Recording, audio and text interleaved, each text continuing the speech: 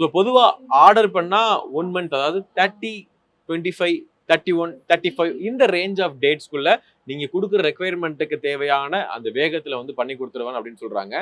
ஒரு பஸ் மட்டும் இல்லங்க. நீங்க ஒரு வேள ஒரு பெரிய ஒரு டிரான்ஸ்போர்ட் வைக்க போறீங்கனாலும் சரி, அதுக்கும் வந்து ஒரு டைம் டியூரேஷன்க்குள்ள எங்க பண்ணி குடுத்துருவாங்க அப்படின்னு சொல்லி தயாரா இருக்கிறாங்க. SRM PR manufacture private limited. ஆக்சுவலா இந்த பஸ்ல எனக்கு பிடிச்சது என்ன அப்படின்னு பார்த்தோம்னா, கார்ல சீட் பெல்ட் நெறைய வந்து பார்த்திருப்போம். பஸ்ல எத்தன பேர் பார்த்திருப்பீங்க அப்படின்னு தெரியல.